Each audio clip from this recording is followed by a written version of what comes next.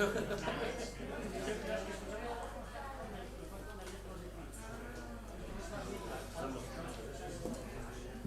pues empezamos ya entonces. Buen día, buenas tardes, muchas gracias por vuestra presencia. Toca me facer a mí un poquitín de maestro de ceremonias. Préstame mucho estar aquí, préstame mucho por muchas razones.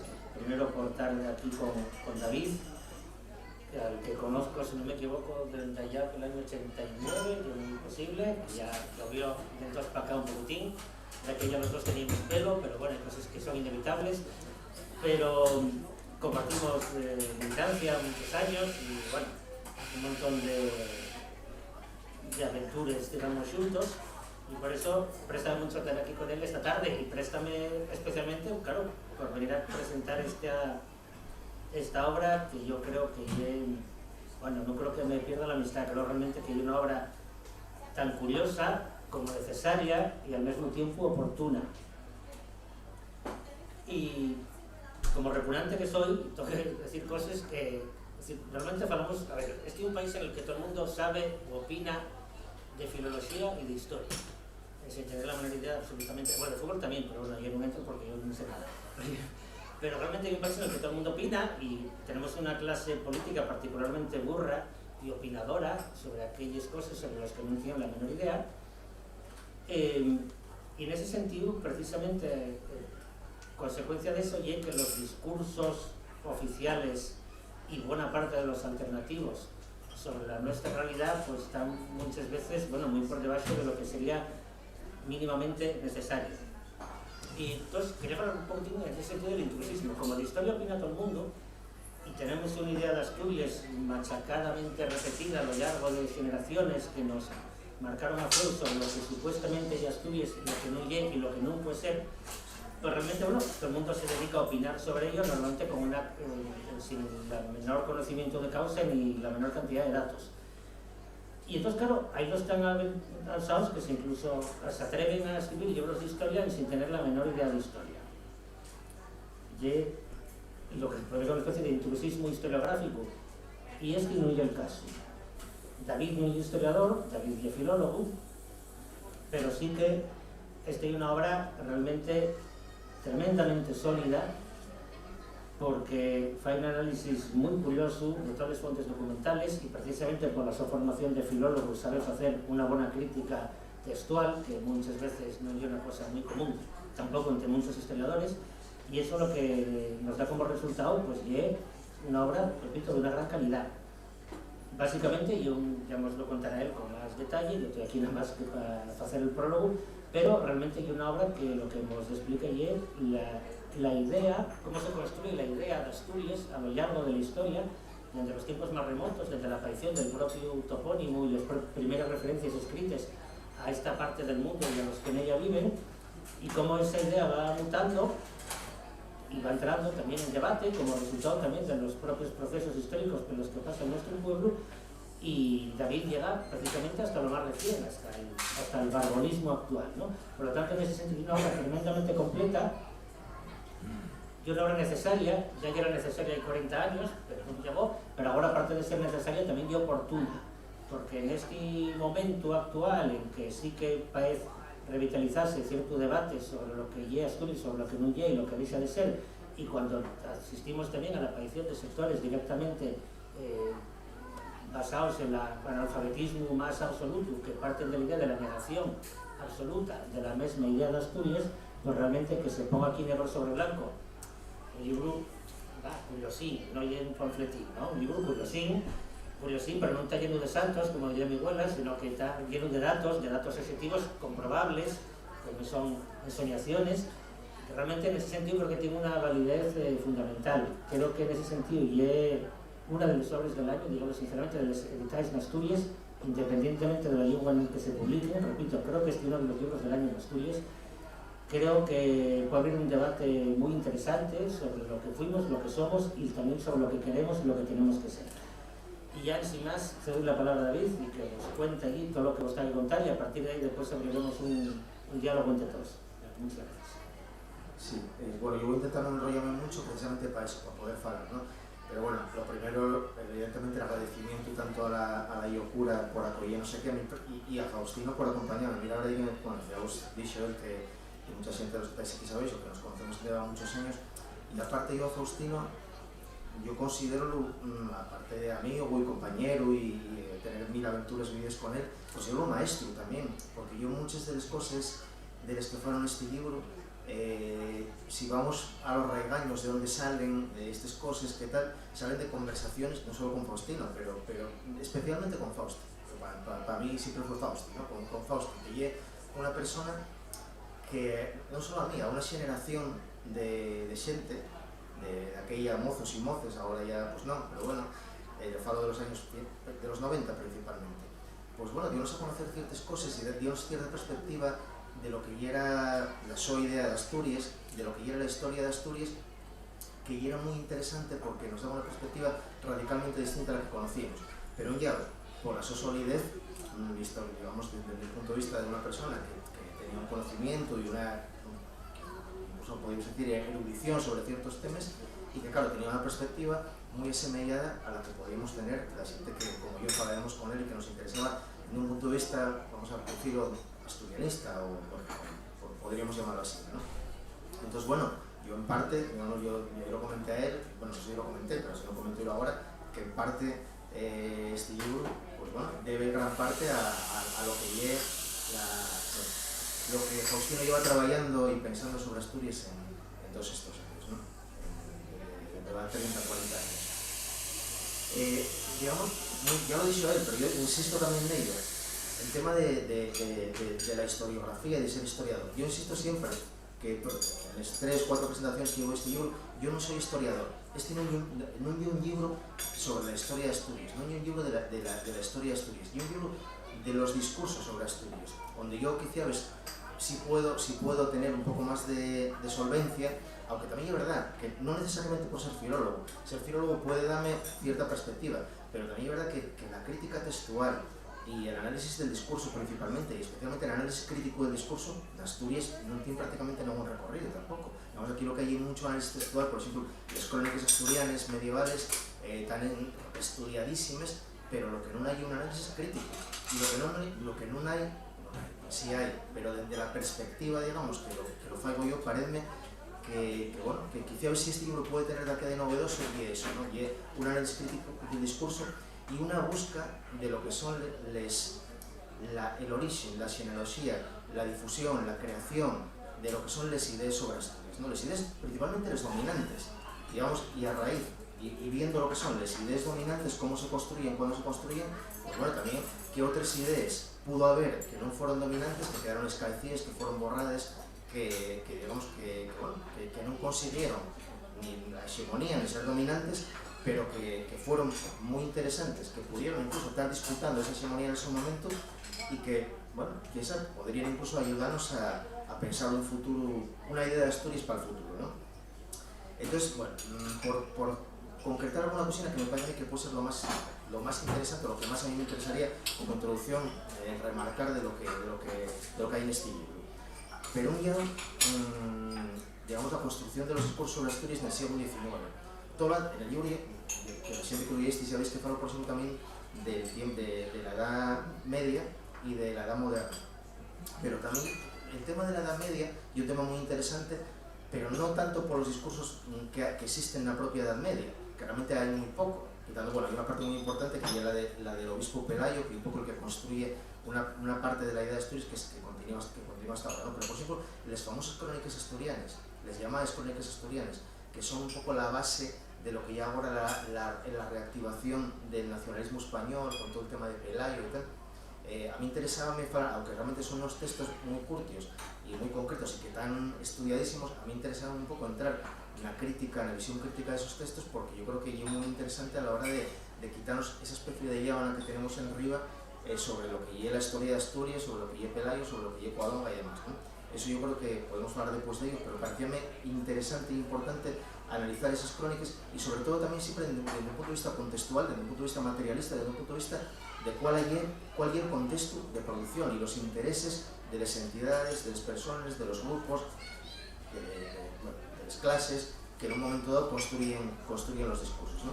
Después otro tema que me interesaba también hablar que eso por ejemplo puede verse en la Edad Moderna y también en la Edad Media, como los discursos que ahora mismo que nos lleguen al siglo XXI como parte de un todo monolítico, que esa idea por ejemplo conservadora, como es considerada conservadora o nacional católica, que tiene unos componentes muy concretos, que es la unión de la idea de Asturias a la monarquía, al catolicismo, a la España unitaria, también a lo largo del tiempo esos componentes en distintos contextos pudieron darse de formas muy distintas.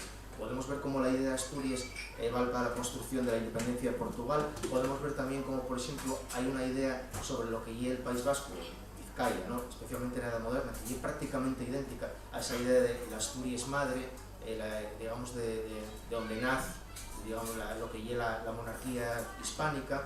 En fin, un montón de cosas que yo creo que resultan interesantes también para abrir el foco y ver que muchas de las cosas que pensamos que son específicas de Asturias diéronse en otros lados de formas distintas y a veces de formas muy asemejadas, ¿no? Pero bueno, después sobre todo lo básico, digamos, de lo que es la idea de Asturias y de la construcción de la idea de Asturias, para mí, también para todo el mundo, porque cuando se construyen las ideas sobre las naciones, sobre las identidades ya en el siglo XIX, pero bueno, yo creo que el libro aporta una cosa que me parece también quizás para mí lo más relevante, que es como en el siglo XIX, especialmente en la Restauración, después de la Primera República, se construye lo que yo llamo el discurso o la narrativa de la renuncia, digamos de un discurso que es el dominante, que nace de las clases dominantes, que lo que preconiza es que el papel histórico de Asturias es renunciar a ser Asturias, ¿no? Y eso podemos también entrar en los detalles. ¿En qué sentido? Ese discurso es un discurso que vale para explicar las cosas que están pasando, para explicar por qué Asturias pierde el nombre. Sabéis que pasa de ser Asturias a provincia de Oviedo, para explicar por qué Asturias pierde la su constitución histórica, la su institución histórica, la Xunta Xeral del Principado. ¿Por qué? ¿Por qué pasa esto en Asturias y por ejemplo no pasa en el País Vasco? ¿Por qué esto no pasa en Navarra?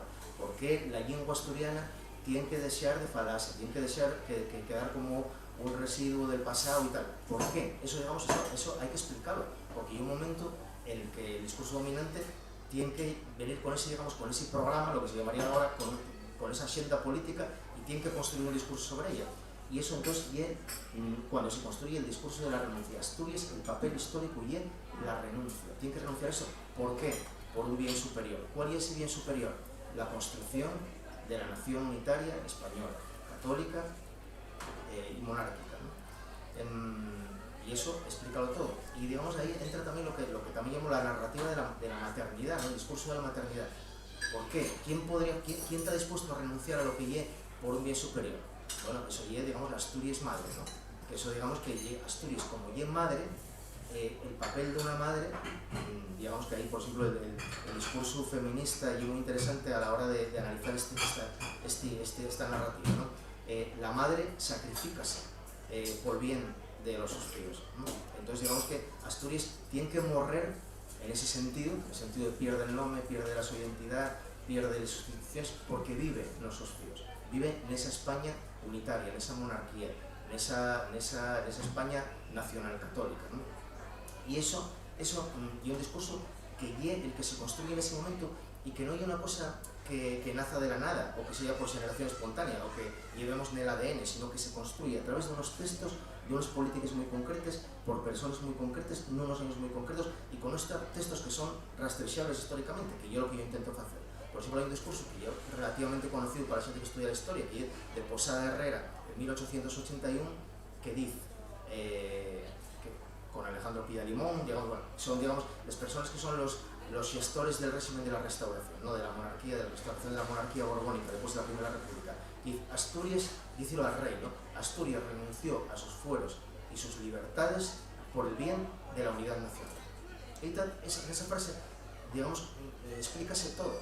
Y esa frase recuperará recurrentemente las élites, las oligarquías asturianas expresamente. O sea, no hay una cosa que yo diga que me parece que es hielo que en realidad subyace. No. Eso Fermín Canella, Balbín Nunquera usarán esa frase específicamente para referirse a determinadas cosas en determinados momentos. Y es cuando se construye el discurso de la Asturias mansa, de la Asturias sumisa, que de alguna manera es un discurso que rompe una tradición histórica, que es el de Asturias como pueblo, digamos, indomable, que también un mito, que digamos que hay un mito. Digamos que si vamos a la realidad histórica, pues en Asturias los romanos tuvieron, los visigodos conquistaron, en fin, los árabes tuvieron. Entonces, pero digamos que hay un mito sobre esa historia, sobre esa Asturias nunca vencida, y un poco tal, que ese discurso que se construye en la Restauración pone fecha de caducidad. Dice, esta Asturias nunca vencida, esta Asturias insumisa, cumplió su papel hasta 1808, que fue con la francesada, ¿no? con la Revolución de 1808. Pero ahora lo que nos toca es morrer y vivir en Castilla y vivir en España con esa vida nueva, ¿no? Que es la vida del Estado unitario. Entonces, ese discurso de Asturias mansa, que es cuestionado también con mitologías, con mitos, con discursos, por ejemplo, desde la izquierda, desde el republicanismo federal, después desde el movimiento obrero, con la narrativa que yo llamo también de los derechos perdidos, ¿no? Que también tiene el carlismo, que eso que nos quitaron, hay que recuperarlo. Esas libertades que nos quitaron hay que recuperarlas. El carlismo velo desde el punto de vista de volver al antiguo régimen, de volver a ese estado anterior que ya era mejor que el liberalismo del 19, y el republicanismo y la izquierda y el republicanismo federal, la recuperación de las instituciones, de lo que llaman la vida propia de las provincias, de las regiones, de las nacionalidades, interpretarlo como será también un programa político que atacará directamente esa idea en la restauración de la Asturias mansa y la Asturias sumisa. Y digamos, esto es un proceso que después del siglo XX, quien lo rompe radicalmente, lo descacha radicalmente, y es el movimiento obrero, específicamente la Revolución de 1934, que cuando ese mito de Asturias sumisa y mansa revienta por todos los lados, ¿no? con la Revolución. Y en ese momento, por no alargarme mucho más, estoy pegando saltos grandes, en ese momento y cuando yo creo que llega el momento de la historia en el que se produce el cambio más radical sobre la idea de Asturias, que específicamente en la Guerra Civil, especialmente en el año 36, bueno, 36-37, que cuando hay la guerra acá en Asturias, digamos, activa, hay un momento en el que el discurso derechista, conservador, franquista, fascista, renuncia a la idea de Asturias. Digamos, Asturias conviértese en el enemigo, considérase que esa madre que era Asturias, y una madre desnaturalizada, una madre que, digamos, que hizo lo peor que puede hacer una madre, que es renunciar a ser lo que era, renunciar al bien de los sus fíos. Asturias pasa a ser, junto con Euskadi y Cataluña, el ejemplo de la anti-España. Digamos, cito artículos y textos en los que se habla de Asturias, Cataluña y el País Vasco son los baluartes de la anti-España para ese discurso derechista, y entonces digamos que hay una visión de Asturias como el enemigo, y los asturianos pasen a ser el enemigo. De hecho, es muy interesante también, por ejemplo, los discursos durante la Guerra Civil de la prensa franquista, fala directamente de los asturianos como el enemigo. Digamos que los asturianos atacaron, los asturianos tal. De hecho, los panfletos que se tiren en la Guerra Civil para, digamos, rendidos y tal, parece los asturianos. Franco fai unos discursos en los que se dirige a los españoles, a los asturianos. Digamos que hay unos textos interesantísimos de cómo, y bueno, préstame tal que Mieres precisamente porque Mieres, bueno, en realidad les dos puntos, ¿no? Pero conviértense como también el ejemplo de lo que esa Asturias que deja de ser la Asturias que era y pasa a ser, bueno, lo peor, ¿no? De hecho, hay un texto que podemos leer después de Francisco de Cosío, que es el director del Norte de Castilla, del periódico de Valladolid, que por cierto los premios literarios de Castilla y León de Anguaño, o sea, los que se dan todos los años, llámense los premios Francisco de Cosío, o sea, que este señor está muy reconocido, el que tiene unos textos brutales sobre, después de la Revolución del 34, va a Oviedo, va a Mieres, va también a Sama, y bueno, dice que esto no tiene remedio, que aquí lo que hay que hacer es colonizar, hay que hacer una colonización, porque los asturianos en este momento, específicamente los de la cuenca, no tienen nada que ver con los españoles históricos, porque aquí hay una a diferencia de Cataluña, donde en Cataluña hay una población contrarrevolucionaria, digamos, o antiseparatista, aquí hay tal unanimidad que lo único que se puede hacer es, digamos, una colonización. porque non hai forma de arreglar isto. Echa a culpa a Manuel Llaneza, diz que isto é a obra del sindicato minero asturiano, que de fecho, bueno, é moi interesante como prácticamente nunca nos textos non se cita como Soma, ¿no? Que sempre é únicamente sindicato minero asturiano. Y bueno, que esto no, que no tal. Y después, y interesante también, que por cierto, y muy interesante como, que eso a mí llamó la atención porque no lo conocía, la imagen de Oviedo, que siempre tenemos, la imagen de Asturias recompone a través de los defensores de Oviedo, ¿no? De cómo, digamos, oye, no, hay una Asturias sana, hay una Asturias que lleva Asturias de Oviedo, que son los que resistieron a las órdenes marxistas, y digamos, y bueno, y esa ya la Asturias real, que ya era que tiene que ser el ejemplo, la Asturias blanca, la Asturias azul, que ya era que tiene que ser el ejemplo para recomponer la Asturias esa que estaba engrenada y que ahora puede revivir, ¿no? Pero yo también muy interesante ver cómo incluso en la guerra civil y después de la guerra civil el odio, digamos, del fascismo y del franquismo es casi mayor a Oviedo que a les cuenques, ¿no? Que a les cuenques mineras, porque lo que se interpreta en autores como, bueno, como este que cito y otros, dicen que Oviedo es peor que Mieres, o es peor que Samo, y es peor que el Nalón, que el Caudal, porque en Oviedo, digamos que aquí, digamos que, oye, son los mineros que los engaña la propaganda soviética y demás, ¿no? Que están medio engañados estos probes que están trabajando en las minas y tal, pero en Oviedo los señoritos que voten a la izquierda, por eso yo me interesaba, claro, porque en Oviedo ganaba el Frente Popular, ganó las elecciones, en Oviedo, ¿no? Pues claro, que eso es lo que es imperdonable y de hecho lo que echen la culpa ya a la Universidad de Oviedo, a la extensión universitaria, que en el fondo y era un intento de parte del liberalismo de la Restauración por reconducir a las masas obreras, por sacarles de la vía revolucionaria, lo que acusa, digamos, la derecha, el franquismo, el fascismo, y intentasteis esto y mira lo que vos hicieron. O sea, y vosotros sois los mayores culpables, ¿no? Bueno, y después ya, pues no hay algo más de verdad, pues bueno, después del franquismo, que ya sabemos todo, en fin, lo que hubo aquí, yo lo que digo es que en la Restauración, el asturianismo, digamos, el asturianismo que parte de Concibable, de alguna manera retoma un filo histórico, pero sin saberlo, ¿no? Y después, bueno, podemos entrar a explicar un poco más esto, ¿no? Digamos que yo lo que creo es que en el asturianismo de los años 70 hay parte, digamos, de unos lugares comunes y de un borrado de memoria de lo que fue el federalismo y el asturianismo histórico, que fai que sea un asturianismo que de alguna manera interprete que está creando una cosa de cero, ¿no?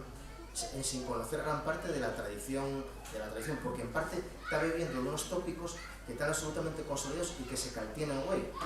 Por ejemplo, el tema de que oiremos mil veces, ¿no? No, y que claro, en Asturias no hubo autonomismo, no hubo federalismo, no hubo regionalismo, porque claro, aquí llega la izquierda ya es jacobina. Eso ya que lleva un tópico y lleva una frase que con eso expliques un montón de cosas, pero que si rasques detrás, vamos, la realidad no tiene absolutamente nada que ver con eso, ¿no?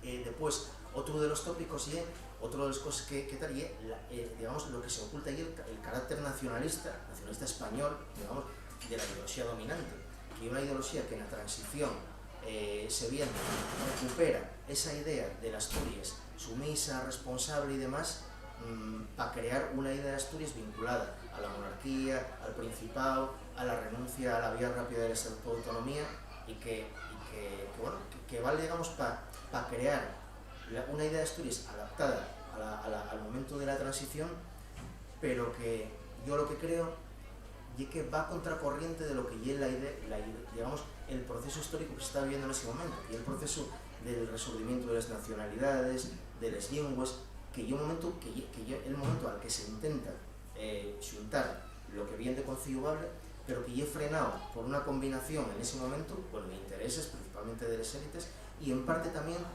de parte de la izquierda que tiene el discurso de los años 30, por ejemplo Rafael Fernández, que hay un discurso, que esta parte es altela, pero que hay un discurso basado en las ideas de Pérez de Ayala, de Ortega y Gasset, que al final son esa idea de Asturias también responsable, que como os decía, bueno, pues rompe un poco lo que era el movimiento obrero, sobre todo con la revolución, ¿no? Y finalmente, y de verdad, ya acabo ya, lo que te digo también en el libro, y es que el discurso principalmente del PSOE hasta los años, Tini Areces, Javier Fernández, Vigil, y un discurso nacionalista español basado no en un discurso del movimiento obrero, digamos, histórico, sino en el nacionalliberalismo de la Restauración, puro y duro, que el discurso de Pérez de Ayala y eso, el discurso de Ortega y Gasset y eso, que los que tomen ellos como modelo, y lo que digo, que decía Faustino, que falo de Barbón, ¿no?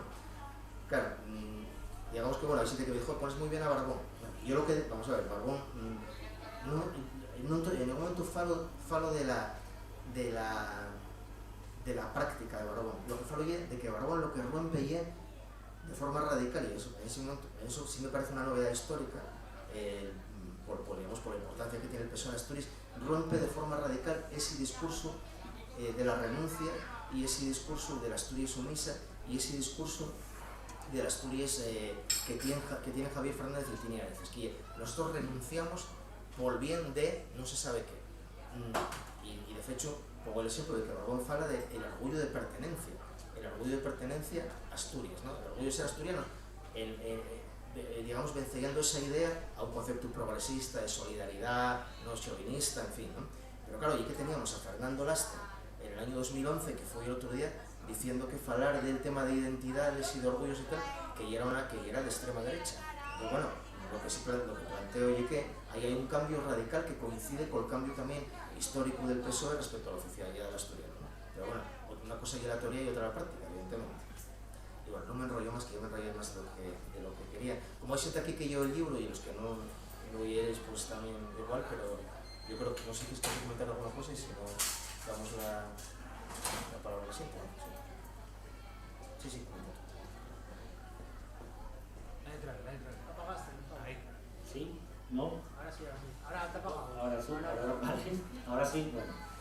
A ver, y efectivamente, aquí abres una cantidad de posibilidades tremendas y está lo interesante y a ver si se anima la gente, pero bueno, primero quería comentar algunas cosas que me parecen muy interesantes, enlazando un poco lo que comentes, que ya efectivamente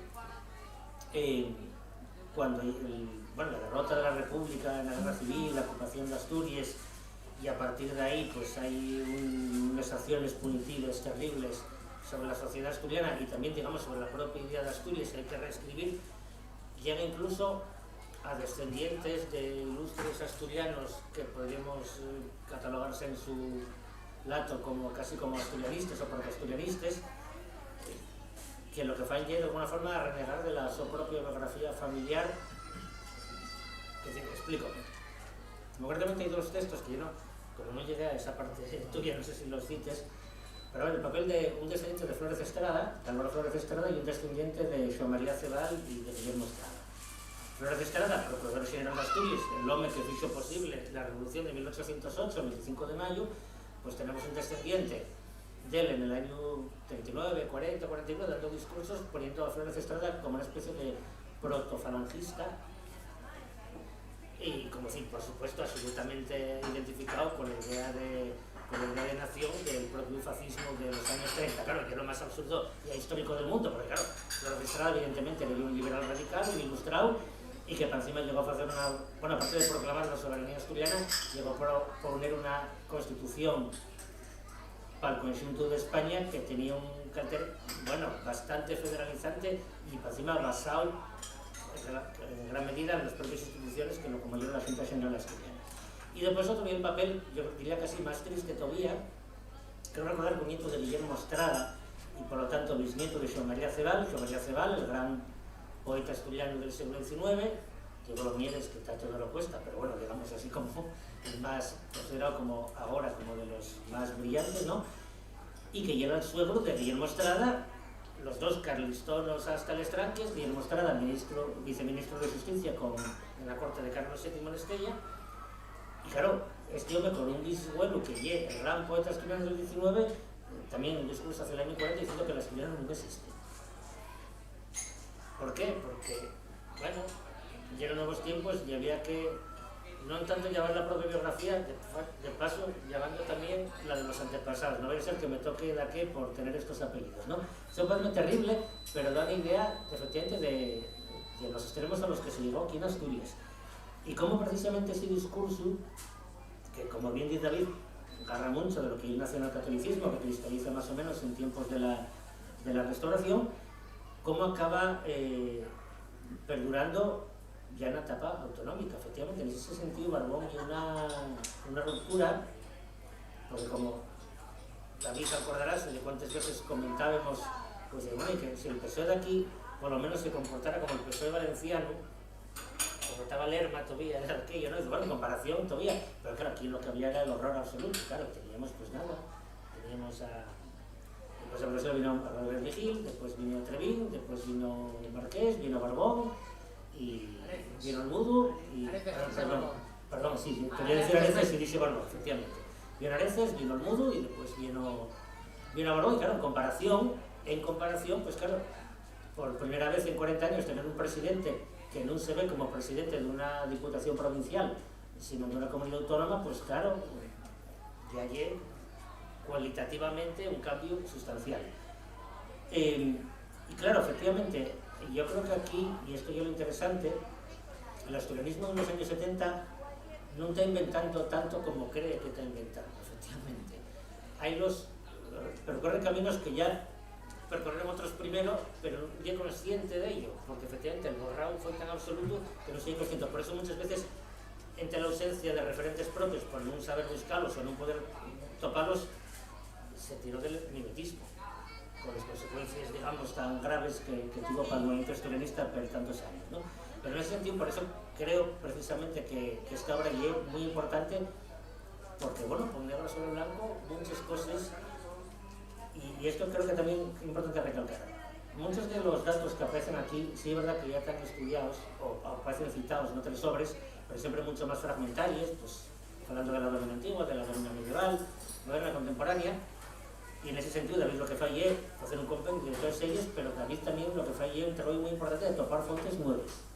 No es solo volver a revisitar fuentes ya miradas y estudiadas por otros y desde otra perspectiva, sino a poner un montón de datos nuevos, que en ese sentido seguro que nos puedes contar más sobre el discurso pidaliano, cómo se construye. Salen ahí datos, bueno, o incluso textos bastante, diría que casi escalofriantes, que da una idea, bueno, pues del nivel de manipulación ideológica, en el sentido más despectivo del término ideológico, al que se llegó, como suele pasar casi siempre en todos los discursos historiográficos, cuando lo que se trata es de construir un discurso nacional. Eso evidentemente hay que asumirlo. Pero bueno, hay unos que lo hacen con más gracia y más disimulo, y otros que no. Y aquí fíjese, digamos, con muy poca gracia y muy poco disimulo, pero el caso es que con tanta fuerza, como para que, aunque no hubiera gracia ni disimulo, fuera igual de eficaz, ¿no? No, ahí vamos, realmente, claro, una de las cosas que me sorprendió muchísimo, yo lo que te digo, bueno, hay cosas nuevas y en el libro, textos nuevos también, en parte también porque, claro, la posibilidad que hay ahora, también igual cuando decía Fausti que va 40 años tenía que existir este libro, también es verdad que va 40 años, con gran parte del trabajo que hice yo sería prácticamente imposible, hoy sería un trabajo de media vida, porque no existían las hemerotecas digitales. Claro, yo ahora muchísimo de lo que tengo ahí está sacado de hemerotecas digitales que se pueden consultar en internet. Entonces, claro, si ahora yo quiero consultar un periódico de Granada, pues puedo consultarlo digitalmente. Va 40 años, tenía que ir a Granada a buscarlo, ¿no? Echar un mes. Claro, echar un mes. Entonces, bueno, eso ya. Pero yo creo que es muy importante, bueno, lo que dices del borrado por una parte, esa idea de Asturias como Asturias, como la sospecha, ¿no? Asturias como bueno, ¿cómo se llama? Carlos, el que mataron antes de la guerra, Carlos Sotelo. Sí, Carlos Sotelo, sí, que pierdo una cosa que me falta, este libro, lo que falta es el índice onomástico, porque estaba buscando ahora cosas y no les topaba yo, pero bueno, Carlos Sotelo cuando poco antes de que lo mataran, comenta en el Parlamento que, o sea, acusa a los socialistas de que son los que defienden, a los que en las calles gritan muera España y viva Asturias, porque en ese momento Asturias conviértese en un símbolo, digamos, bueno, lo de muera España es obvia mentira, diríanlo ellos que lo decían los otros, ¿no? Pero ese viva Asturias que se convierte como en un símbolo de la izquierda y de la lucha proletaria y demás, ¿no? Pero yo para mí, y eso insisto mucho, y una cosa xente tamén como Faustino, e aprovecho para decirlo públicamente, que lleva años traballando isto, necesitamos máis textos, necesitamos máis publicaciones, porque, por exemplo, para mí unha cosa que me pareció unha cosa sorprendentísima foi el tema de la República, por exemplo, del tema de las autonomías en la República. Claro, la idea que teníamos, por lo menos los que no somos historiadores, y que hay unos estatutos en la República y que, bueno, sí, que son el catalán y el vasco, el gallego, bueno, no se llega a aprobar, pero casi y tal, no llega a entrar en vigor, y que, bueno, que sí, que hubo alguna cosa por ahí, alguna propuesta. Pues claro, lo que te das cuenta cuando analices los textos que hay publicados, y claro, y analizando la prensa, ves mucho mejor, y claro, en Asturias, en el año 1931, cuando hay un proceso constituyente, para ver, lo primero, si la república ya federal o si unitaria, que al final decide que sea una república integral, creo que la llaman, que llevan una especie ni una cosa ni la otra. En Asturias hay 5 diputados escogidos que son expresamente federalistas, que son los 4 diputados federal agrarios de Sisión y Manuel Rico Abello, que tal, por la Constitución Republicana Socialista, que se definen en prensa como diputado federalista. Hay varios diputados socialistas y del Partido Radical Socialista que están a favor de la República Federal, y en ese momento la Diputación encarga a una comisión que redacte un estatuto de autonomía. Estamos hablando del año 1931. Claro, en ese momento y cuando se producen las intervenciones que después en la transición se recuperen como si fueran descripciones. O sea, cuando Pérez de Ayala en el año 1931 da un discurso en el Teatro Campo Amor, en el que dice, yo os lo tengo que decir, sí, dice, las gestas históricas asturianas no son para sí, sino para España toda. Nuestro admirable e incomparable hecho diferencial consiste en eso, y nuestra conducta edificante tiene que centrarse en una diferencia, o sea, nuestra diferenciación tiene que ser la centralización, más centralizado que nunca.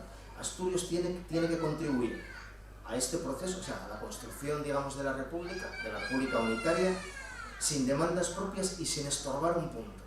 Eso es lo que dice Pérez de Ayala en el 31, dentro de ese debate sobre si el Estado tiene que ser federal y de cómo va a ser el estatuto asturiano. Esas otras intervenciones desaparecen de la historia, y en el año 31 tenemos a Rafael Fernández, a Pedro de Silva, a todo el mundo diciendo, los asturianos, como dice Pérez de Ayala, tenemos que tal. Claro, entonces yo lo que digo, o sea, igual que las intervenciones de Luis Arias, a mí siempre Luis Arias, de Fío de Clarín,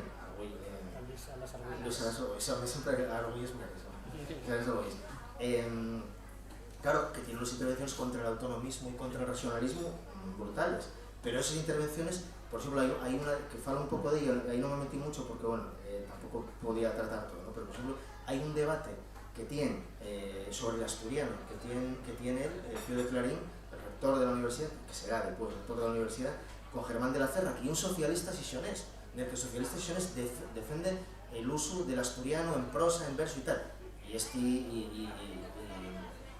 y Alas dice que no, que el asturiano, que nada, que es una cosa del pasado y tal. Bueno, pues el texto de Alas sobre el asturiano es conocidísimo, y el de Germán de la Cerra ya absolutamente desconocido. Bueno, ese tipo de cuestiones, ¿no? Entonces, bueno, yo modestamente con este libro lo que intento es sacar ese tipo de cosas, y mira, voy a llevaros otro texto que os decía antes, de Francisco de Cosillo, ¿no? El que os decía que cuando falaba de Mieres, dice que en la cuenca minera, dice, la asturiana, por culpa del sindicato minero de Manuel Llaneza, dice, es una zona del territorio español cuyos habitantes no tienen nada que ver con el Estado. Está habitada por unos indígenas que no presentan ni ideológica ni sentimentalmente ni un solo punto en común con los españoles históricos. Bueno, esto venía también en un momento 2 semanas después de la Revolución, ¿no? O sea, entonces dice que lo que tiene que hacer el Estado y entrar en la cuenca minera, dice, como en un país extranjero, teniendo en cuenta que está rendido pero no entregado, y debe penetrar con todas las armas colonizadoras. Y porque el separatismo minero de Asturias es el único separatismo auténtico que hay en España. Bueno, pues este tipo de textos yo creo que son lo que una persona interesada un poco en la historia de Asturias y en los cursos sobre Asturias puede atopar aquí, ¿no? Pero bueno, damos ya paso y tal. Estamos a vuestra disposición para lo que queráis. Tanto si visteis el libro como si no. Si non faláis, tenemos aquí para falar nosotros tamén. ¿Crees que, bueno, cuando dices lo de Areces, que lo da más permitido después Fausti y tal, y lo del PSOE asturiano, ¿crees que una figura ahí muy importante, sobre todo en ese anti-asturianismo, pudo ser Gustavo Bueno, padre? Porque Gustavo Bueno siempre lo relacionamos a última instancia ya con, bueno, con los tres más reaccionarios y tal, pero bueno, tuvo muchísima influencia en el PSOE asturiano, tuvo mucha influencia en el PCA, era muy amigo de la Soprieto, por ejemplo. Además, yo recuerdo mucho de Gustavo Bueno, que por ejemplo la Nueva España, que es un órgano fundamental para la hora de que la gente hable, lo que decía José al principio, de que la gente hable a gritos por los bares y eso. Yo creo que Gustavo Bueno, que valía para un roto y para un descosío, que era una persona a la que se vino arriba porque es que, bueno, llegó a estar en el Gran Hermano 1 hablando, vamos, diciendo, bueno, pues sí me recuerda mucho a Pedro de Silva, no sé qué, acordándome de frases así, y preguntarme absolutamente por todo lo que estaba escrito en la España. Yo nunca se olvidaron un día que preguntaron, había salido precisamente, viene un poco a cuento, porque ¿dónde surge Asturias? ¿Cuándo surge Asturias? Es que es ahí otra de las grandes interrogantes, ¿no? Porque surge con Roma, surge lo conquistan los visigodos o no, porque conquistan una parte de algún pueblo o algún pueblo romano o romano, lo que sea. Pero ¿cuándo surge una Asturias unificada, por decirlo de alguna manera? ¿Surge con Alfonso II? Bueno, lo que sea, que soy ayer, que ya me salgo también. Y eso, que yo recuerdo una vez que preguntaron a Gustavo Bueno, por ejemplo, fue una frase que me flipó, porque bueno, hubo un debate historiográfico precisamente sobre el surgimiento del Reino de Asturias, y la Nueva España, ¿quién le pregunta? A Gustavo Bueno. Pregunté a Gustavo Bueno, bueno, aparte de lo más rancio de la historiografía medieval, obviamente, no viene una pregunta ya Conde, ni una pregunta ya lo que aquí ni una pregunta. Y preguntaron a Gustavo Bueno además dijo, si no hubiese habido visigodos o algo así, y si no hubiese habido romanos, no existiría Asturias porque la gente no tendría cabeza, o algo así, dijo una burrada de las suyas habituales. Y luego dijo que las asambleas, además, bueno, sentando cátedra, las asambleas son germanes y punto, y ahí se quedó el tema. Y era una persona que ejerció muchísima influencia sobre la clase política asturiana, pero en todos sus palos, la evolución de Bueno, pues eso. Sí, pero aparte Bueno, hay una persona que durante muchísimos años todo el mundo la identificamos con la izquierda. Vamos a ver, yo de Gustavo solo hice una cosa. Claro, yo como desconozco absolutamente todo el tema, o sea, yo de filosofía no sé nada. Entonces, claro, yo respeto intelectualmente a Bueno como filósofo, y no sé si supongo que no, supongo que sí. Pero vamos, el tema, claro, cuando Bueno fala de historia, lo que falla es absolutamente ridículo, de principio a fin. O sea, y de hecho, claro, los supuestos obras que son obras de divulgación de Gustavo Bueno, de España frente a Europa y estas cosas, no hay más que mirar la bibliografía. O sea, la bibliografía, cuando efectivamente fala así o Alfonso II, si no sé qué, explícate los visigodos, asambleas, y miras la bibliografía y Sánchez Albornoz y Pío Moa. O sea, y que son una cosa que para mí, vamos, tiene seriedad cero, más allá del intelectual que pueda ser Gustavo Bueno y de las aportaciones a la filosofía mundial que les tendrá. Yo no sé si les tienen, pero parto de que sí. Pero vamos, cuando Gustavo Bueno fala de historia, y Fausti podrá decirlo también mejor, y como cuando fala de filosofía, y como un cuñado absoluto, y una persona que cuenta lo primero que tal, y que aparte está utilizando argumentos y bibliografía que son como los de Sánchez Albornoz, y una visión absolutamente superada desde el propio momento de que escribe lo que escribe, independientemente de las aportaciones que tiene también Sánchez Albornoz, eso por supuesto. Pero vamos, y una cosa que ya absolutamente, vamos a ver, Sánchez Albornoz, y insisto en Sánchez Albornoz porque ya el que cita a Gustavo Bueno como criterio de autoridad, fala de que existe un homo hispanicus previo a los romanos. O sea, ya no hay ni los visigodos, ni los romanos, o sea, que ya había un homo hispanicus, que ya tenía unas características y una forma de tal y tal. Eso, vamos, y una cosa tan absolutamente ridícula desde cualquier punto de vista, que a mí no me parece serio, la verdad. Entonces, bueno. Hay una discusión, bueno, y ahora paro, pero si escuches ahora la discusión entre Américo Castro y Sánchez Albornoz, te descojonas de la risa. O sea, dices tú, hostia, como dos grandes, desde el exilio, ambos exiliados. a causa del franquismo. ¿Cómo pudieron decir esta semejante sarta de paríes? Bueno, pero por lo menos Américo Castro llevaba a la Edad Media. Sí, sí, Oye, sí. Pero bueno, es que aparece hasta José Luis Martín, el medievalista, que ya falleció muchos años y tal, y dicen, bueno, es que esto no tiene cabida. Bueno, por si fue muy diplomático, pero madre de Dios. O sea, es que era... no sé. Me gustaría casi contar, para ilustrar un poco lo que cuenta David, una historia que me tocó ver en primera persona sobre esa idea de la renuncia hasta el tiempo presente. Hay unos años, bueno, 15-19, pues muchos ya lo sabéis, estaba yo de aquí de conciliar del ayuntamiento, conciliar de educación, y entonces cuando llegó la inauguración del curso universitario, el alcalde mandaba a mandar. Como bien estoy muy aburrido, dice que vaya a ti no que gustan estas cosas. Bueno, a mí que me gustaban, pero bueno, tocaba medir, ¿no? Y entonces iba para allá, entonces bueno, comete toda la ceremonia, obviamente. Y como vienes de los concilios con campus, pues nada, ponernos ahí arriba y tocábame compartir tribuna, pues nada, con el presidente del Principado y con el presidente de la Junta. Los 4 años que me tocó ir, tocóme sentir los 4 discursos de Javier Fernández. Y es terrible porque en los 4 discursos no se faló de Asturias prácticamente nada, pero lo que sí se faló las 4 veces fue de Cataluña. Y lo malo es que lleno los catalanes. Pero recuerdo una de las veces que en particular más me escandalizó, porque era, bueno, coincidía que, bueno, claro, sabéis que el 8 de septiembre y el día de Asturias, que eso también tenía que hablar mucho, y el 11 de septiembre y el día, la diada, ¿no?, el día de Cataluña. Entonces me estaba diciendo que qué cosa más terrible estos catalanes que tienen como día nacional para celebrar una derrota, mientras que los asturianos prestamos mucho porque celebramos una victoria. Y en base a eso, empezaba con eso, pues tenía un discurso para explicar lo horrible que era el catalanismo y lo buenos que lleguemos los asturianos por no ser como los catalanes.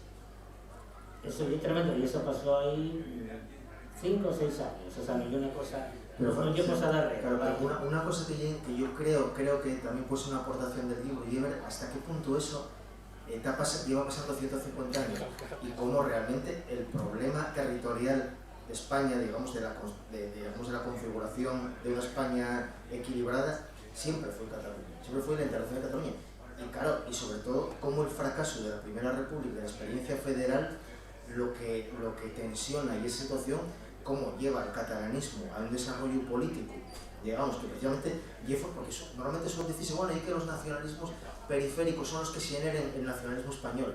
Y bueno, yo creo que históricamente el fracaso de la experiencia federal y el apretar de tuercas que lleva la restauración y a lo que se genera el catalanismo político, principalmente, y he puesto lo demás, no, pero ya sé que eso sería simplificar mucho lo que llega, ¿no? Pero como siempre, y ese discurso de la renuncia que se crea en la restauración, en realidad ya llega un poco primero, ya anterior a la Primera República, porque ya hay que ir construyéndolo cuando, por ejemplo, Cabeda y Nava, que el que en el año 34 y encarga a la Xunta Xeral del Principado que haga un discurso, una memoria para explicar por qué Asturias tiene que seguir teniendo la Xunta Xeral, no hay ni puñetero caso, y nombra un jefe político para que sea él el que lo desmonte, por decirlo, ya estaba desmontado, pero no, la Xunta Xeral suprime, seguimos con las diputaciones, mira, y tú y es el jefe político de Asturias, entonces, y él, el que de alguna manera tiene que gestionar esa renuncia, ¿no? O sea, eso lleva funcionando tiempo, pero como en ese momento, que en el año 1881, que para mí es un año fundamental, ya si leísteis el libro, si lo leéis ya lo veréis, para mí es un año fundamental, porque es un año en el que se produce en Asturias una movilización con unas características, digamos, identitarias, en las que aparece la bandera asturiana, los trajes asturianos, digamos, un discurso que fala continuamente de la independencia, que vamos a ver, ahora falamos de la independencia o falamos de otras cosas y no podemos pensar que falar de eso es lo mismo ahora que en 1871, evidentemente, ¿no? Pero que se produce en un momento en el que Balbín de Unquera, por ejemplo, que lleve un asturiano, y otras cosas muy interesantes también, a xente que tenemos normalmente por las élites asturianas del siglo XIX y XX, son xente que en realidad son fíos de oligarcas de las élites asturianas que nacen ya en Madrid, y son xente que nacen en Madrid y que vienen de vacaciones aquí a Asturias para gestionar, digamos, el régimen cacique, ¿no? a los caciques de segunda que atienden acá. Pero bueno, Balbín de Unquera pide un artículo en la Ilustración Gallega Asturiana, que como una de las revistas de referencia que que hay en ese momento, pide que por favor, que en Asturias eso de la independencia, que se controle, porque a ver si va a acabar Asturias como Polonia y como Irlanda, digamos, atentando contra su historia, ¿no? Bueno, en fin, pero ahí está el tema catalán, está el tema siempre catalán, y entonces en ese momento llega la construcción de la idea de Asturias como una anti-Cataluña, ¿no? Que llega esa idea, y en la que se impone en los años 30 también, con el Estatuto de la Diputación, y en la que en la transición viene Rafael Fernández con ella y dice, no, nosotros somos responsables, nosotros no vamos a hacer tal, y de hecho, bueno, digamos, agarrarse un poco la idea de Asturias, como Asturias es la primera, Asturias tal, Asturias es el bastión ese, y bastión, pionero, pues nosotros vamos a ser los pioneros de la renuncia. De hecho, Rafael Fernández vende a la sociedad asturiana que somos los primeros en renunciar al artículo 151 para desarrollar la autonomía, y por responsabilidad somos los primeros que vamos al 143, que digamos que el Estatuto de Autonomía de vía lenta en los años cuando se crea la autonomía asturiana. Bueno, vamos.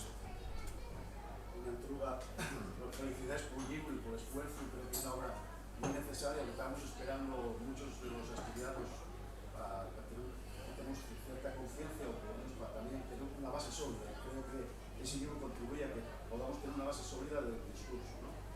En ese sentido, no sé si viste también el libro de La Nación Imposible, sí. Y sin paréntesis, con paréntesis, La Nación Posible o Imposible, ¿no? Que fala de la historia del nacionalismo asturiano, digamos, y precisamente una de las bases de construcción, digamos, no de nación o de identidad o de no renunciar, ¿no? De ser dueño propio del futuro y de la historia, y es precisamente el discurso, ¿no? Hay unos hechos históricos constatados, eso ya así, pero existe lo que es la narración de esos hechos históricos a lo largo del tiempo. Entonces, pienso que este libro, no sé si ya como viste, si te motivó para ello, o si ese vacío que se establecía ahí, precisamente queda absolutamente rellenado, lleno y fundamentado con este libro que tú tienes aquí, ¿no? Y por lo tanto, ya no tenemos solo la historia, sino tenemos cómo evoluciona el discurso y cómo empezar a construir a partir de ahora. Mira, el libro de La Nación Imposible, que de Pablo San Martín, creo que ya 2010, puede ser. 9. O 9, sí. Yo, si soy sincero, cuando salió, y un libro que teníamos mucha ganas de mucha gente. Estaba Pablo San Martín escribió la tesis, vas a escribir. Yo, si soy sincero, cuando lo leí ni lo entendí ni me gustó. Bueno, pareció que tenía cosas interesantes, pero yo no tal. Y antes de escribir este libro, releílo otra vez y vamos, parece un libro buenísimo. Un libro buenísimo, lo que pasa es que hay que entender que yo hay cosas que me gusten más y cosas que me gusten menos, y hay que entender, claro, vamos a ver, en ese libro, y un libro de una época en la que utiliza cierta terminología, digamos, le sigue a los llamados teóricos del discurso, ¿no? Y claro, que después cuando salió todo el tema de lo de Podemos y el significante vacío y todo eso, hubo ciertas cosas que hasta se popularizaron. Ahora ya mucha gente dice, no, soy un significante vacío. Y bueno, y ya se usa, bueno, ya se sabe más o menos lo que es. Pero claro, cuando Pablo San Martín lo decía en 2009, ¿qué será esto? El punto nodal, el significado, y luego salta el Rajoy hablando del núcleo irradiador y ya por la tele ya normaliza ese tipo de cuestiones, ¿no? Pero yo es verdad que lo de Pablo, para cierta gente que lo oímos, y era, bueno, ciertas cosas un poco engorrosas, ¿no? Y también hay que entender que ese libro, yo creo que hay una especie como de deconstrucción personal de Pablo como asturianista, ¿no? Pablo era digamos, un asturianista, un nacionalista, digamos, asturiano, con unas convicciones muy fuertes, que a través del conocimiento y del estudio y del desarrollo teórico y de tal, entendió que, bueno, digamos, cómo se construían ese tipo de ideas, ¿no? Y ese tipo de discursos. Y yo creo que en el fondo hay un discurso como de decepción, no sé, como con la su trayectoria personal hasta cierto punto. Y de hecho, Pablo, yo intenté contactar con él y es dificilísimo. Daba clase en una universidad en Liverpool o en Nottingham, no sé dónde, dexólo todo, marchó a hacer vino a la Alpujarra, después yo intenté contactar con él cuando estaba en la Alpujarra y resulta que montó una tienda de tema para perros, o sea, yo una persona que tuvo una, digamos, de estar en el mundo académico y con un pensamiento muy vinculado al partido asturianista, muy concreto. Yo creo que bueno, yo creo que que yo intenté que el libro este, que debe en gran parte a la Nación Imposible, y de hecho cito alguna vez, y también parte de la bibliografía que él da, valióme también, yo utilicé parte de la bibliografía de él para construir parte del aparato teórico del libro mío, pero bueno, a mí lo que me parece es que lo que falta al libro de él, o lo que creo que puedo aportar yo, que ya es distinto a lo de él, pero por una cuestión personal también, y es que él lo que viene a decir, esto al final, y eso, y la nación imaginada, y tal, al final, y todo discurso, él entra en unas, digamos, en unas cuestiones teóricas en las que al final lo único que existe es el discurso, y por lo tanto, yo entiendo que llega con una situación como de, bueno, vale, ya de construir lo que yo pensaba, ya me deconstruía a mí intelectualmente, y ahí está el libro ese para que lo quiera llegar. Y yo creo que lo que hay que intentar es que eso sea, vamos a ver, que este tipo de cuestiones de pensamiento, de construcción, porque yo de alguna manera también, yo llego también un poco a esa conclusión, que al final lo que importa ahí es la narrativa, lo que importa ahí es el discurso, lo que importa ahí es, los fechos son los fechos, efectivamente, o sea, no podemos entrar en un rollo trampista o tal, de que no, hay fechos alternativos, tú piensas que fue así, no, los fechos son los fechos, y hay un método científico y hay una forma de ver las cosas. La cuestión es la narrativa o el discurso en el que se inscribe, digamos, tú cómo cuentes esos fechos o para qué lo cuentes, ¿no? Y yo lo que creo es que un discurso sobre Asturias basado en el conocimiento de cuál hay en la xénesis y los intereses de la ideología dominante, por un lado, y por otro lado, cuáles son la historia o la genealogía de todo lo que son los discursos alternativos, antagonistas, que cuestionaron esas ideologías, y es una herramienta útil para entender el presente y para construir el futuro. Yo creo que lo puede ser, pero no para un rollo de engañarnos en el 19, aquí había tal y hay que volver a montarlo. No, simplemente mira, esto montaron estos de esta manera para esto, y mira todo lo que hubo de gente que no lo veía de esta manera. Bueno, pues ahora Asturias 2023, ¿qué somos y qué queremos ser? Y sobre todo tenemos lo que, no para pensar, no, en realidad ya éramos esto y engañáramos, no, simplemente hay una cuestión de decir, todo esto que nos contaron, que nos cuenta la ideología dominante, y es mentira, o es verdad, o esto es verdad, pero está contado por estos para esto, y en este momento. Y Asturias, España, lo demás tierra conquistada, no hay un dicho popular que tal, y una cosa que escribe Félix Aramburu en la enciclopedia, en la enciclopedia Asturias de Bermúdez y Canella, en un momento en el que está pasando esto en Cataluña, en el que está pasando esto en Cuba, en el que en la restauración está en una crisis, ese tipo de cuestiones, para entender de dónde vienen las cosas, y que después todo el pensamiento dominante difunde per tierra, mar y aire, para que los asturianos y asturianas pensemos que somos una determinada cosa, pero esto tiene estos intereses. Y pues digo, oye, pero oye, que esto que contaba este otro, ¿y por qué querían hacer la revolución? Bueno, sí, vale, entonces tú tendrás que ver que yo lo que te interesa a ti, cuál es la tu idea de Asturias y cuál es el proyecto que tienes para Asturias comunitario, ¿no? Otra cosa nada más que ya.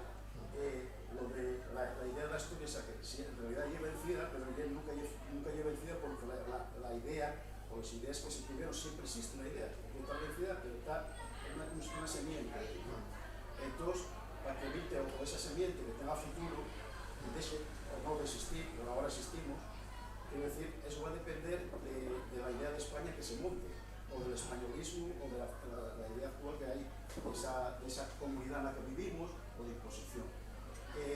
¿Tú crees que es compatible? Porque cuando yo leí la crítica que hizo Ramón Andrés al libro, el Ponderamos, como yo también, no comparar Ramón Andrés, pero me parece una crítica muy buena, y sin embargo él fala efectivamente que de la idea de ser Asturias tenemos que inserirla dentro de la de España actual, porque ya en el ecosistema o el sistema político en el que nos movemos. Y él parece que renuncia mucho a la idea de una Asturias, digamos, soberana. No sos independiente, no, pero soberana, que decida sobre el futuro y sobre lo que va a hacer con ella, ¿no? Y ahí también se establece el paralelismo que dices tú entre el movimiento feminista y las ideas de pueblo nuestro, lo que sea, ¿no? La renuncia, tú no puedes renunciar a ser mujer, porque en el momento en que renuncies, porque como Ramón Andrés, más o menos, hay también una serie de renuncia ahí, para como una especie de subsidiaria, ¿no? En una España que ya da por vencida, que ya tiene españolismo y es lo que hay, y tenemos que adaptarnos ahí, y como una especie de diglosia, una identidad de segundo nivel, y pienso que sí, No sé qué pienses tú sobre ello, no acabé de leer el libro, no sé si te has alguna propuesta, pero ¿cuál sería esa idea de una Asturias nueva, una Asturias determinada por la España, que no te queda por remedio, pero al menos que ha tenido conciencia como clase, como conciencia de clase, aunque no lo consigamos, esa semilla sigue ahí? ¿Cuál es la idea que piensas tú que España? No, bueno, sí, no, yo ya ver, bueno, cuando acabes el libro ves que yo tampoco fago muchas propuestas. Yo lo que digo es que eso, que está todo abierto. O sea, que la cuestión es qué queremos ser. ¿Qué queremos ser? Que eso en el fondo que no hubo transición en Asturias, desde el punto de vista de la identidad. O sea, que no existió, que lo que hubo fue una parálisis en lo que Pablo San Martín precisamente llama el particularismo franquista, que en el fondo y la idea de Menéndez Pidal también. O sea, porque muchas veces pensamos que esto nace del franquismo y esto nace la restauración y un producto principalmente del Centro de Estudios Históricos de Menéndez Pidal, que es el que crea la ideología dominante en ese momento y que tiene el grandísimo mérito aunque a mí no me guste, de ser transversal. Tú tienes a eso, en el año 31, digamos que consigue integrarse dentro del discurso, por ejemplo, del Partido Socialista, que ya está plenamente integrada en los años 30, y que sin embargo, Menéndez Pidal en el año 39, yo por ejemplo tenía la idea de que Menéndez Pidal tuvo exiliado y tal. Menéndez Pidal en agosto del 39 estaba en Madrid ya. Y bueno, sí que había unos falangistas que andaban en tercera. Menéndez Pidal, vamos, estaba integradísimo y en el año creo que... Ayer casi la fusilan y entonces, digamos, la forma de ser súper franquista fue la forma también, en cierta medida, de salvar a la mujer. Bueno, pues sí, eso digamos que ya la versión, o la visión benévola, pero vamos, pero Menéndez Pidal, el discurso, Menéndez Pidal estaba encantado. Menéndez Pidal en el año 40 ya, bueno, que igual ya era para salvarla muy bien, pero estaba con la hermana de José Antonio, con lo de la sección femenina, con los bailes y tal, hablando de los dialectos, no sé qué. O sea, tiene un discurso, creo que leí en el año 47 cuando escribe Los españoles en la historia, que en el fondo y el pensamiento de él, y en la España del fin, pero que eso asume también gran parte de la izquierda en los años 30 y primero también, ¿no? Pero bueno, respecto a lo que dices tú de la idea también, yo lo que creo y que Ramón Andrés también yo no me de muy vehemente, ¿no? Y muy de, bueno, pues ahora tal, pues venga, ahora. Entonces yo lo que creo es que yo no me metería tampoco en tantos jardinos, yo lo que creo es que la cuestión es que en cada momento que veamos cuál es el contexto, yo lo que creo es que si tenemos ahora mismo, ¿qué es lo que hay en España?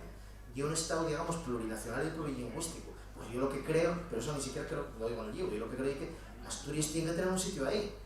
Asturias, lo que no puede ser nada, bueno, sí, nosotros tenemos, pero no es nada, bueno, renunciamos. No, Asturias tiene también un idioma, tiene una identidad, y si estamos en un Estado de las autonomías, que hay un Estado que se construye como un Estado plurinacional, Asturias tiene un sitio ahí como los demás. Esa era mi idea. Y si somos soberanos, si somos tal, si somos España, no sé qué tal. Bueno, eso yo creo que la cuestión es ser un poco prácticos y desear ya de renunciar a tener un sitio. Porque yo lo que hizo Asturias, cuando llega la transición, aquí montase un Estado, montase tema tal, construyes un Estado plurilingüe y nosotros lo que hicimos ya, nosotros nada, mira, por responsabilidad, esto no nos interesa, quedamos como estamos. Bueno, ya sé que no te contesté tal, pero es que llevamos muchos años en esto como para... hacemos un programa de lo que hay que hacer, pero bueno, yo creo que eso sería ya tremendo. Y bueno, yo de alguna manera soy optimista y creo que estamos en ese camino. También decía, no sé qué me decía otro día, que claro, y que si no, ¿qué hacemos? Deseamos aquí ya tal, ¿no? Yo creo que ya es lo que hay. Y yo creo que la sociedad asturiana, también es verdad que ahora estamos con todo el tema de la reactivación del nacionalismo español ultraderechista, bueno, y una situación complicada. Yo creo que en un artículo que se dio Faustino, ya tendrás por ahí, en el, no sé si lo llamamos de allá a la marcha, en el año que podía ser eso, 99, 2000, sí. Que Fausti lo que decía ahí es que precisamente uno de los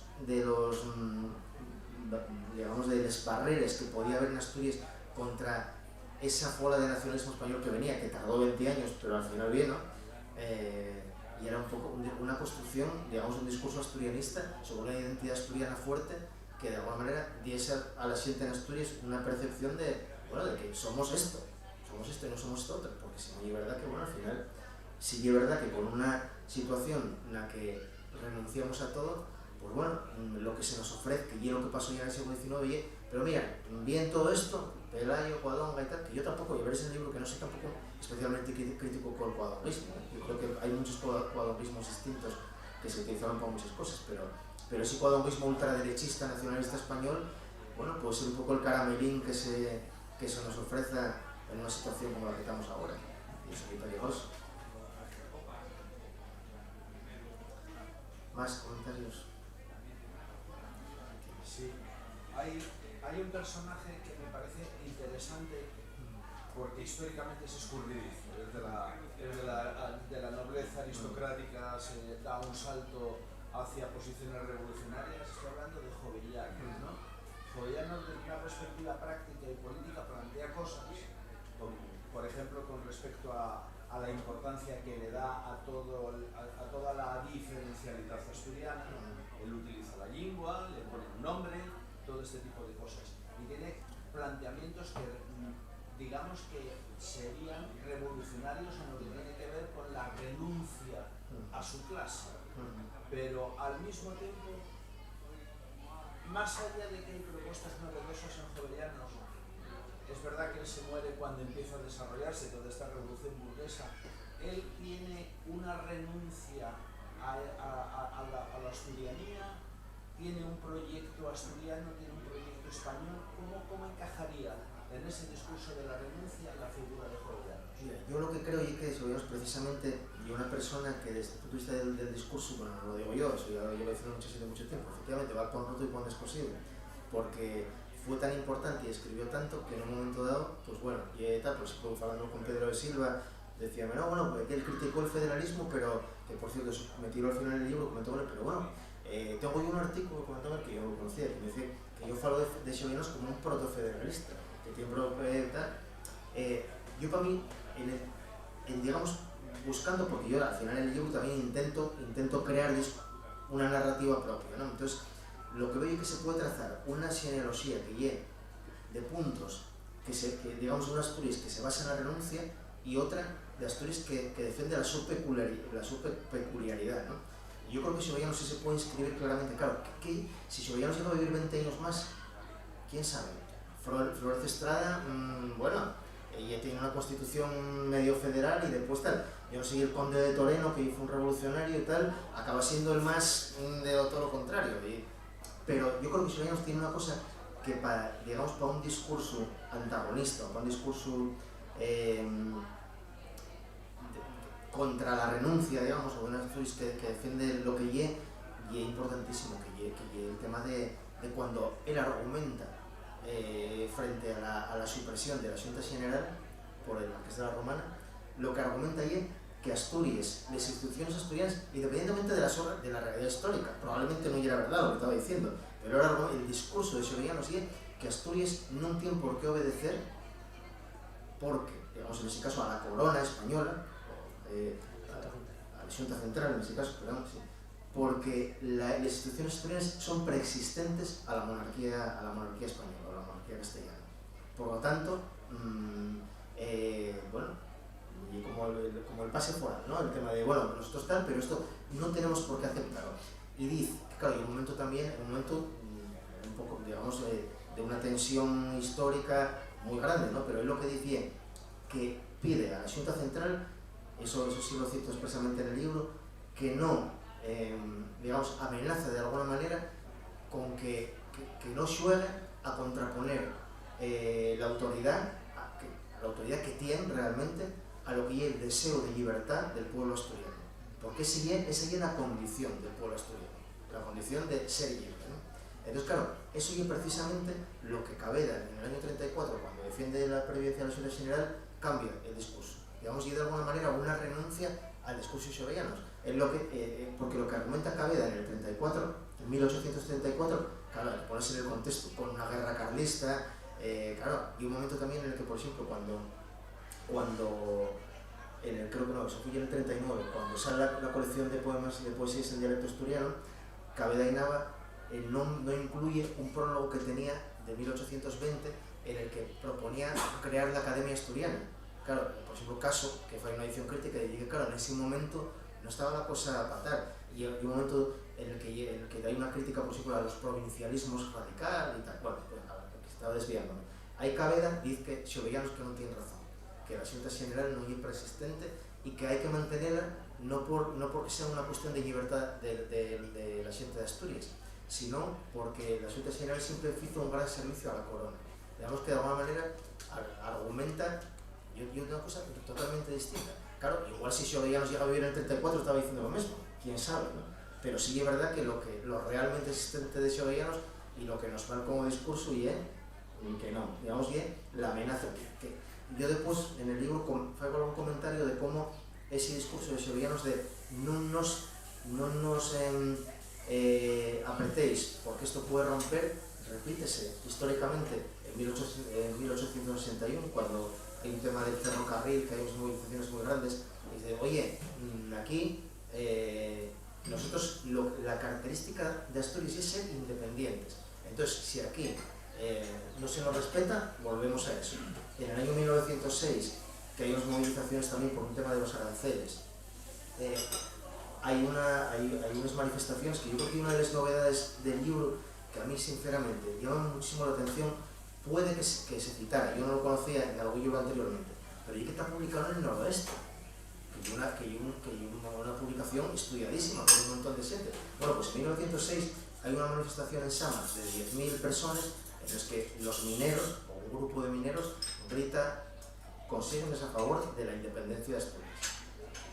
Eso el comercio editorializa el primer chispazo del separatismo en Asturias, tal. Bueno, pues ese tipo de cuestiones siempre se amenaza con lo mismo. Pasa en 1922, con un tema también del tema de los, bueno, del carbón, sí, del carbón británico y tal, que Manuel Llaneza también dice, aquí somos, creo que no sé si el alcalde de Mieres o algún alcalde de algún consejo minero, en Asturias siempre hubo mucho españolismo, dice, pero que no se nos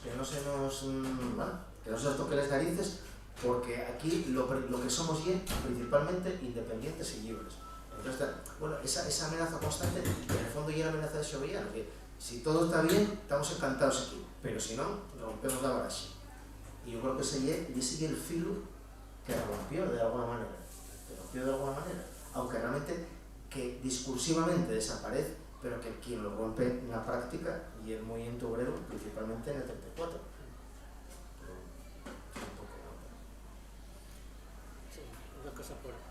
Por abundar en el tema de Xovellanos, es que claro, Xovellanos escribe lo que es la memoria en defensa de la Xunta Suprema, que es el nombre que daba la Xunta General en mayo de 1808, cuando en mayo de 1809 hay un golpe de Estado militar del Marqués de la Romana, auspiciado con perles británicas, esto suena como muy de novela, y entonces Xovellanos es el representante de la Xunta Asturiana, la Xunta Central, que está en Cádiz.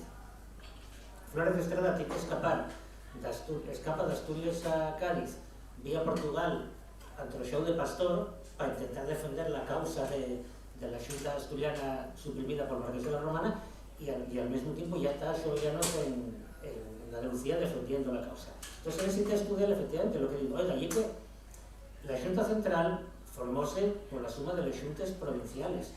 Pero que la nuestra ya la más antigua, y es preexistente a todo. Y es una xunta acordes a la Constitución histórica del Principado. Las demás xuntas eran xuntas, digamos, revolucionarias puramente porque son xuntas ex novo. Pero Franco Torres, porque te explico todo aquí. Sí, dice que si se suprime la Xunta General, nosotros, los representantes asturianos, no responderemos de las consecuencias. Porque el Principado tiene el derecho que le da su antigua Constitución de no obedecer y reclamar toda providencia que fuera contraria a ella.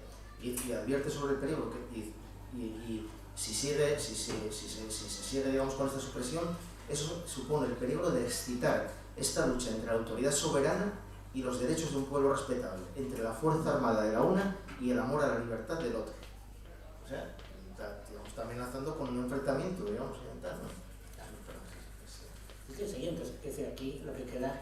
A ver, Xovellanos llega revolucionario en X, en el sentido de que Xovellanos lo que llega una reforma del Video Régimen, no de propiamente la supresión. Lo que quería era actualizar las instituciones del Video Régimen, pero claro, entre ellos la Xunta.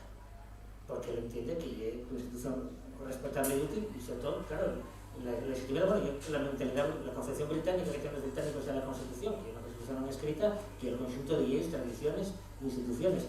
Y Xovellanos está un poco en esa línea, una línea, digamos, evolucionista, más que revolucionaria.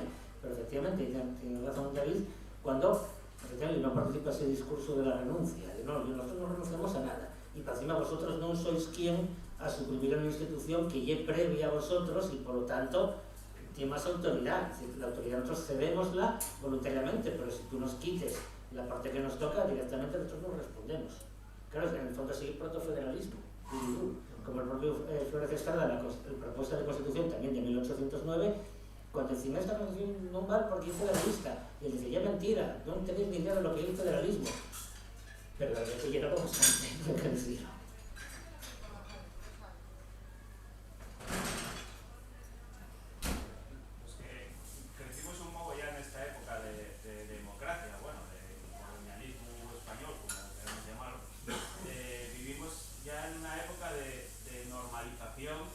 Del asturianismo cultural, un asturianismo cultural fuerte, donde muchos crecimos y comenzamos a investigar y a conocer esas Asturias que estás contando en el libro, pero donde la sociedad pues, normalizó muchas cosas y tradiciones asturianas que no conocíamos y también dentro de ello la lengua asturiana. Recuerdo que muchos años que vinieras a la Facultad de Ingeniería Informática para normalizar la asturiana de aquella, ¿entiendes? Pero en cambio la clase política asturiana es una clase que una vegada más sigue siendo una clase de renuncia. La primera pregunta que te quería hacer es ¿por qué no cuajó en todo este momento pues, ese paso de la Asturias cultural a la Asturias política? Y lo segundo, si ves en este barbonismo que estás contando de un cambio de discurso, pues como un pasín, aunque sea piquiñín y adultos, hacia ese cambio. Ya vamos 40 años tarde, pues igual tenemos que esperar otros 40 para que acabemos normalizando ciertas cosas. Bueno, mira, lo segundo, lo del barbonismo y tal, no tengo ni idea. No tengo ni idea de cuál es el problema del barbonismo, que al final es una cosa de barbón, que el propio tenga un accidente mañana o que lo manden para Madrid de ministro y que se acabe eso. No lo sé, no sé hasta qué punto, no conozco cómo está el PSOE dentro y no sé si realmente eso es una cosa que está esparciéndose o que es una cosa que ya está asumida o que es una cosa individual. Yo sí creo que Barbón tiene esa pulsión, ¿no? Y esa tal, lo que decimos, tío, no quiere ser presidente de Asturias, no un delegado ahí de tal, pero que eso cale como un programa, digamos, de partido y tal, no lo sé, ya podía porque, bueno, porque al final eso en Asturias es muy importante y marca mucho de lo que se mueve, ¿no? Y bueno, y eso también, viéndolo desde otro punto de vista, yo eso quiero verlo, quizás porque, bueno, y una forma optimista de verlo, eso es el fruto de un proceso de muchos años, de mucho trabajo y de mucha gente. O sea, al final llega uno y levantóse un día y dio por ahí, bueno, un poco igual sí, pero también es verdad que dio por ahí porque había un discurso y un trabajo y una forma de ver Asturias y todo ese asturianismo cultural que tú dices y todo tal, que al final este paisano pues diría, pues esto, bueno, cuidado, y dentro del PSOE, la gente que tuvimos años trabajando en el tema lingüístico, toda la vida se supo que había mucha gente dentro del PSOE a favor de la oficialidad, tal, o sea, que eso tampoco son procesos históricos que de repente cuellen y bueno, y son de un día para otro, pero la verdad no lo sé. Ahora, el problema que tenemos es que yo creo, bueno, con la situación política que hay, claro, una idea de Asturias distinta, más en clave la que podemos más o menos estar de acuerdo aquí, solo para la mitad de Asturias es complicado, porque ahora claro, tienes al PP en posiciones ultramontanas con este tema. Para unos años, pues igual había una forma de, si esto llega a pasar, va a 20 años o va a 30, igual, de la otra manera. Ahora mismo, si uno dice A, el otro dice B, si uno dice tal, el otro tal, entonces yo veo un poco complicado, pero bueno, yo creo que hay que ser siempre optimista. Una de las cosas también de ver estas cosas con la historia, si tú piensas que esto del asturianismo y una cosa que nació en el 76, de nada y no se consiguió, mira, pasaron 40 años y nada, mira, tal, pero yo creo que hay que verlo al revés, hay que verlo como un proceso histórico de 150 años, en los que, o más, en los que dices, oye, pues esto, vamos a ver, bastante bien está esto, porque yo siempre lo digo, sobre todo con el tema lingüístico, ya os digo que no entro mucho en el tema lingüístico, ¿no? Pero aquí, digamos, hay una sentencia de muerte para lo que llegue Asturias como una entidad cultural, política, nacional, como queramos llamar, regional, dame igual, pero como una cosa de Asturias sitio distinto, eso es una cosa que se programó para que no existiera. Y mira, yo busco otra cosa aquí de, de Félix de Aramburu, ¿no? Que fue rector de la Universidad de Oviedo. Félix de Aramburu, cuando se proclama la República Federal en el año 73, y el corrígeme si me equivoco, y el presidente de la Juventud Federal, Republicana Federal Asturiana, y una de las personas que sale al balcón del Ayuntamiento de Oviedo a proclamar la República Federal y saquen una bandera asturiana que creen ellos que es una bandera colorada con la bandera Asturias actual dentro, ¿no? Azul con la cruz amarilla. Bueno, pues Félix Aramburu, a los pocos años, en la restauración, y el rector ya de la Universidad de Oviedo. Eso ya, digamos, cuestión, pecados de mocedad, ¿no? Y lo que dice, en 1899, lo que dice, por eso insisto que en ese momento están escribiéndose textos continuamente que no son descripciones, son parte de una lucha política. Faustino tiene escrito un artículo que yo cito también en el libro sobre, por ejemplo, una campaña autonomista muy potente que hubo en el año 1897, muy vencellada también al federalismo. Bueno, pues Aramburu, que ya es rector de la universidad, dice: al entrar Asturias en el movimiento contemporáneo de la nación española, vio declinar sus fueros privativos y sus seculares instituciones. Con pena, acaso, dice. Bueno, esto con pena, bueno, Dios nos pena, dice, pero sin las intransigencias más o menos fundadas de otras provincias, o sea, no como los catalanes y los vascos. Dice, unida a la corriente general de nuestro derecho público con la abnegación, la madre, no abnegada, con la abnegación y desinterés tal vez mal apreciados, o sea, encima que renunciamos ni siquiera nos reconoce, ¿no? Su amor a la independencia y las tradicionales franquicias vio al cabo objeto digno de él, o sea, ese amor que tal, vio digno de él en la libertad a tanta costa obtenida y en la regeneración que era preciso llevar a los elementos de la vida de la sociedad moderna. Traducción, aquí está el discurso del regeneracionismo.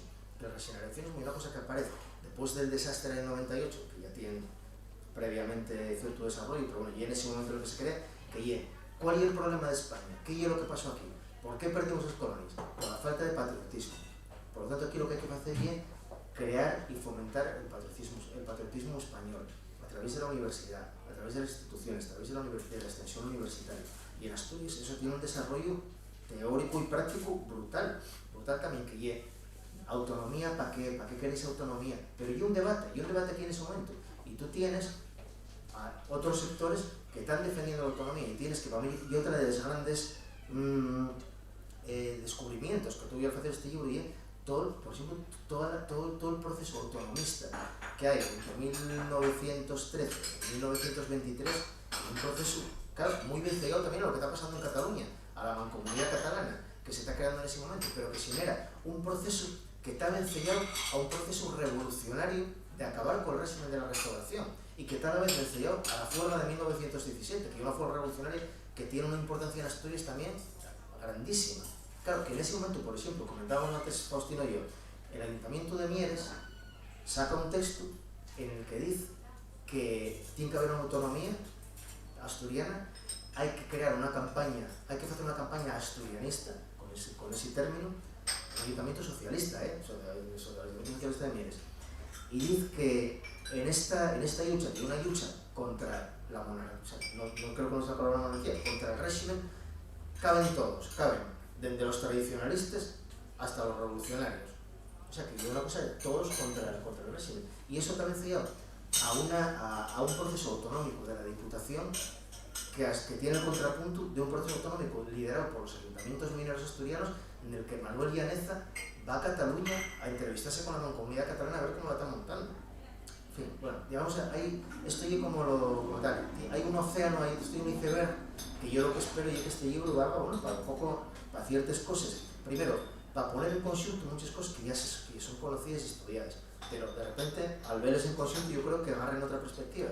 Y después, ciertas cosas que están un poco estudiadas, que bueno, que valga ahí y un filo, que habrá, por ejemplo, cosas que pueden incluso contradecir cosas que yo digo. Pero yo creo que, por ejemplo, mira, pues tengo una cosa que creo que no llegamos a comentar, el bloque campesino asturiano.